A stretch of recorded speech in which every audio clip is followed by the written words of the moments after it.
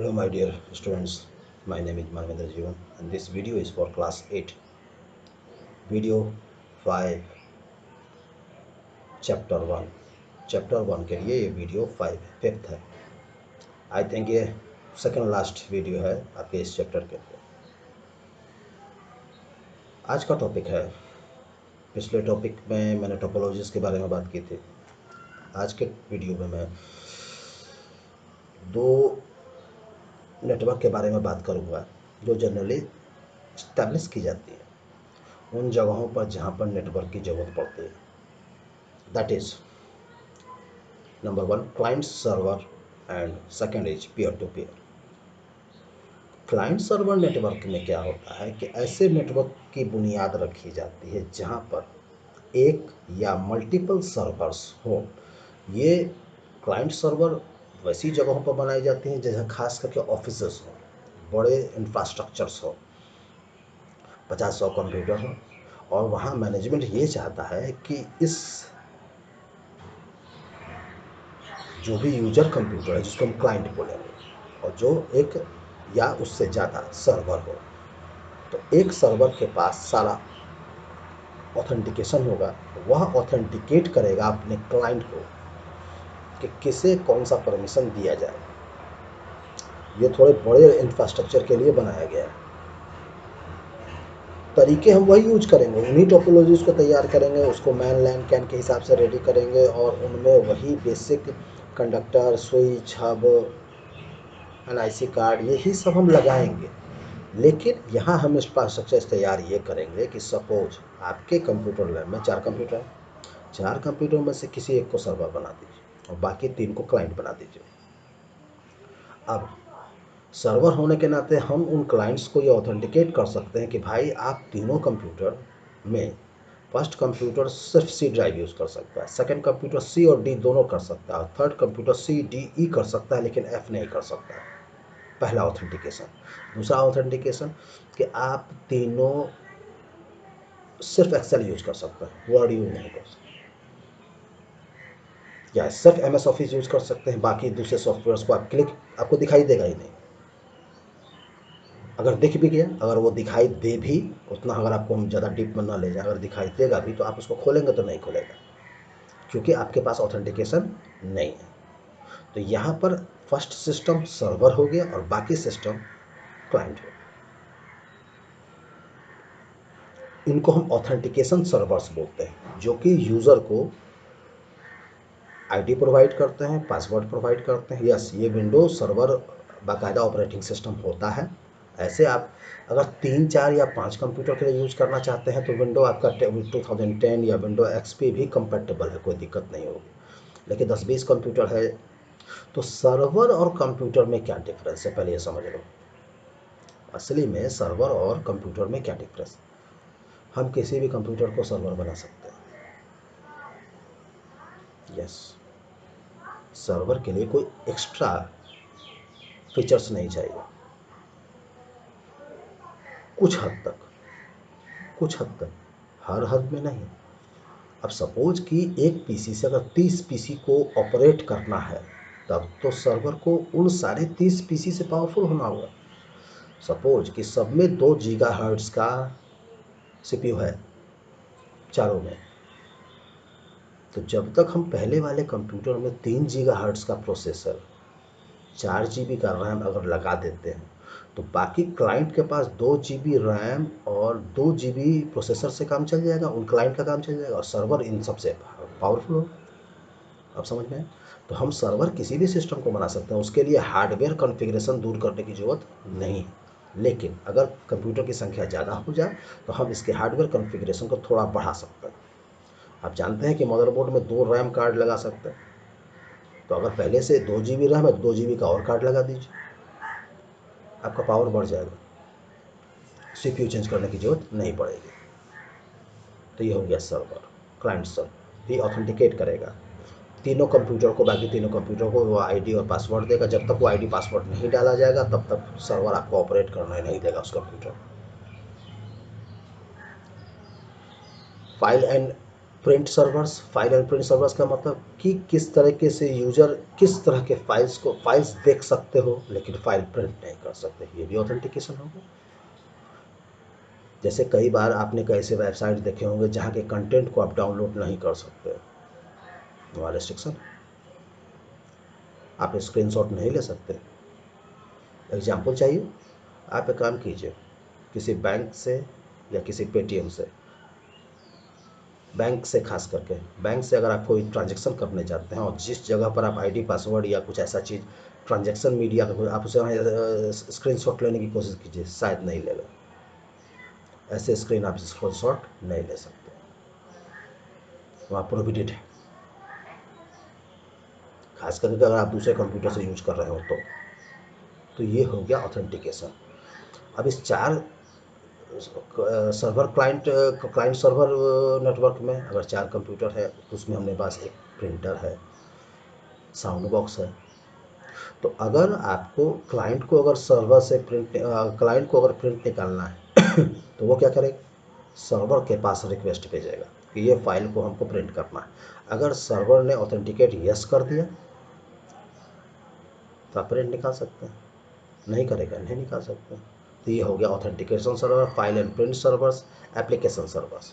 Application का मतलब कि कौन से एप्लीकेशन आपके पास राइट है कि आप उसको ऑपरेट कर सके। जैसे हो सकता है कि मैंने सारे कंप्यूटर में फ़ोटोशॉप है लेकिन मैंने फ़ोटोशॉप सारे क्लाइंट के लिए प्रोहिबिटेड कर दिया, अब आप चाहकर भी फ़ोटोशॉप यूज नहीं कर सकते जब तक कि आपको सर्वर से, यहाँ मौखिक इजाज़त लेने से नहीं काम चलेगा, सर हम कर लें, वैसे काम नहीं चलेगा। जब तक सर्वर परमिशन नहीं देगा तब तक आप ऐसा यूज नहीं कर सकते। मेल सर्वर का मतलब है कि सारे में इंटरनेट है, आप मेल यूज करना चाहते हैं, इनबॉक्स देखना चाहते हैं, आउटबॉक्स देखना चाहते हैं, मेल सेंड कर सकते हैं। लेकिन इसके भी ऑथेंटिकेशन दी जा सकती है कि केवल आप अपने ईमेल देख सकते हैं, प्रिंट नहीं कर सकते। तो ये भी ऑथेंटिक, इसको मेल सर्वर से हम मैंने ऑथेंटिकेट कर सकते हैं।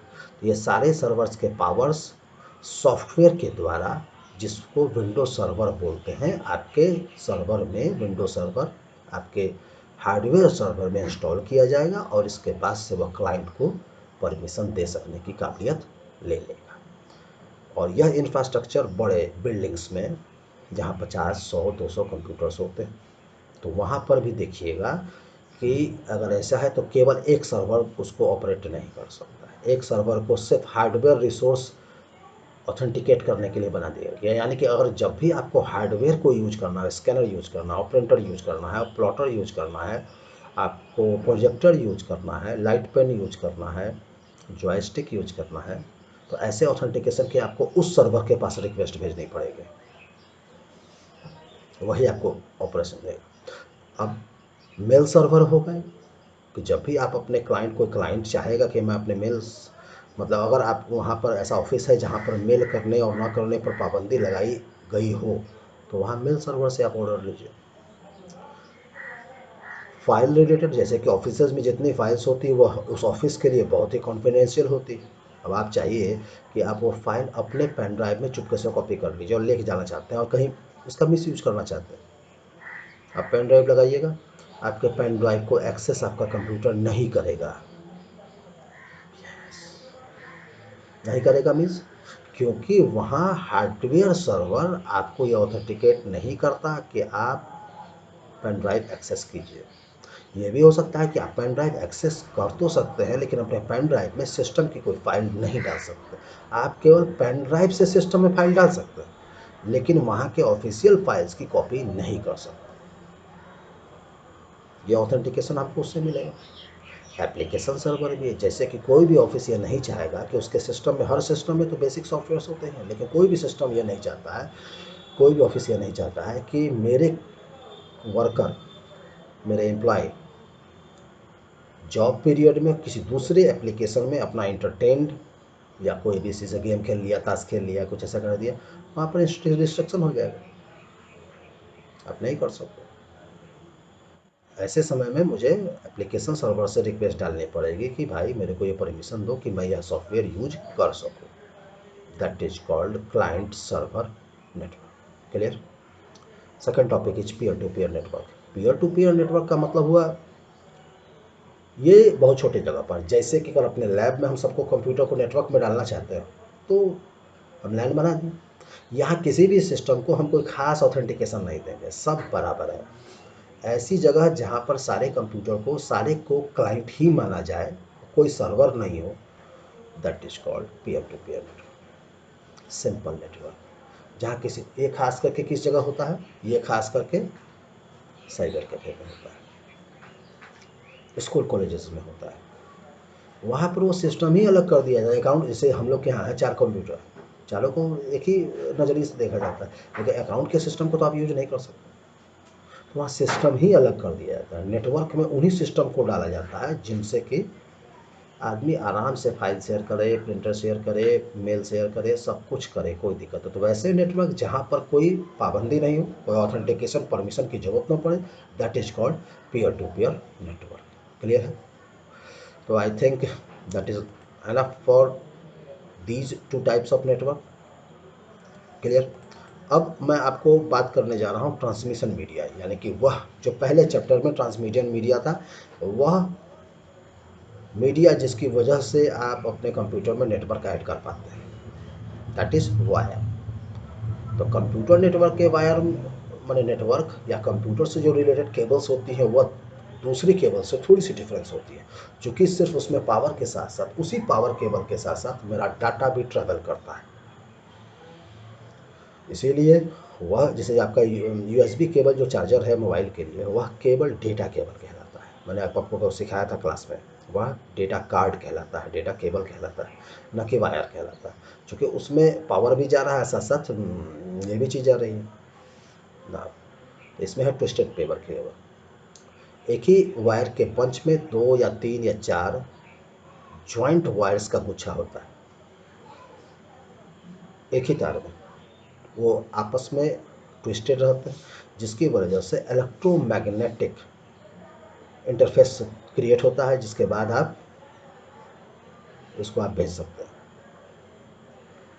मतलब इससे भेज सकते हैं मीन्स कि आप अपने डेटा को ट्रैवल करवा सकते हैं। क्लियर है ना। कोक्सियल केबल, कोक्सियल केबल में क्या है, एक हार्ड प्लास्टिक ऊपर, अगर आपके पास बुक है तो ज़्यादा अच्छा समझ में आएगा। एक हार्ड प्लास्टिक ऊपर, उसके बाद से एक और कवर, उसके बाद से एक प्लास्टिक कवर, और उसके अंदर में सेंटर पॉइंट में एक रड की तरह एक कॉपर वायर सेंटर। यह वायर आपको आपके टीवी नेटवर्क में जो आपका जो केबल है, जिससे कि आपका डिश टीवी से जुड़ता है, उस इसका सबसे बड़ा बेस्ट एग्जाम्पल है। उसके सेंटर में एक कॉपर वायर होता है। फिर एक वाइट रंग का प्लास्टिक होता है, जिसके ऊपर वाइट रंग के प्लास्टिक के ऊपर में एल्युमिनियम वायर का एक जाल होता है, जो कि सिग्नल्स को कैच करने में बनता है। यस। टीवी वाले डिश टीवी वाले तार में क्या होता है कि हम जो जो छतरी से, जिस छतरी से आपका डिश एंटीना सैटेलाइट से आपका नेटवर्क कैच करता है और बस ब्रॉडकास्ट करता है, तो उसमें यह सिग्नल वायर्स जो अलग से बंचेज होती हैं, चारों तरफ लपेटी हुई होती हैं प्लास्टिक कवर में, वह उसको हेल्प करता है सिग्नल्स को कैच करना। और मेन जो केबल है, जो वह कॉपर केबल है, जो कि उससे डेटा को कनेक्ट करने में मदद मिलती है। और ये जो चारों तरफ लिपटी हुई तारें हैं, वह नेटवर्क को सिग्नल्स को कैच करने के लिए ज़्यादा यूजफुल होता है। इसके बाद से optical fibre cable. Optical fibre cable में क्या आता है, एक हार्ड प्लास्टिक ब्लैक या रेड कलर का ऊपर से, इसके अंदर एक प्लास्टिक का एक और उसके अंदर पतले पतले, बहुत ही पतले पतले बाल के तरह के तारों का गुच्छा होता है। तारों का, ये आपस में ट्विस्टेड नहीं होते, सिंगल सिंगल होते। इसकी सबसे बड़ी बात कि इसमें जो डेटा है, ये प्लास्टिक या ग्लास की तारें होती हैं, प्लास्टिक कोटेड ग्लास की तारें होती हैं, जिसमें से लाइट की स्पीड से डेटा ट्रैवल करता है। लाइट की स्पीड से, यानी कि 3 लाख किलोमीटर पर सेकेंड। और यह उन जगहों पर यूज की जाती है, जैसे कि आपको मैंने Tier 1, Tier 2, Tier 3 कंपनीज के बारे में बताया था, जो कि समुद्र के अंदर में बड़े बड़े तारों को बिछाया जाता है ताकि नेटवर्क्स को या डेटा को बहुत हाई स्पीड से पहुंचाए। तो उसमें ये तार यूज किए जाते हैं। ये बहुत लंबे डिस्टेंस के नेटवर्क के लिए खास करके उन्हीं जगहों पर बिछाने के काम आते हैं, चूँकि इसमें हज़ारों तार हो सकते हैं, सैकड़ों हो सकते हैं, 10, 20, 50 भी हो सकते हैं। ये अलग बात है कि किस जगह के नेटवर्क को आप ऐड करना चाहते हैं। और ये लाइट की स्पीड से हमको डेटा प्रोवाइड करता है, और चूँकि ये बहुत लंबा डिस्टेंस कवर करता है, that is very useful in long distance network, that is optical fiber cable. So now I'm stop and I'm finishing my this video. Next video will cover your all chapter, the rest part of your chapter. Then after chapter second will start. Chapter second में चूँकि lab part ज़्यादा है, इसलिए मुझे उसमें उतने videos आपको upload करने की ज़रूरत नहीं पड़ेगी। तो एक भी और वीडियो 2 से 3 दिन के अंदर मैं आपको अपलोड करूँगा और ये चैप्टर फिनिश कर दूँगा। चैप्टर 1 का क्वेश्चन आंसर मैं आपको प्रोवाइड कर चुका हूँ। चैप्टर 2 के क्वेश्चन आंसर जैसे ही वो वीडियो शुरू होगा मैं तुरंत डाल दूँगा। Okay, have a nice day. जय हिंद।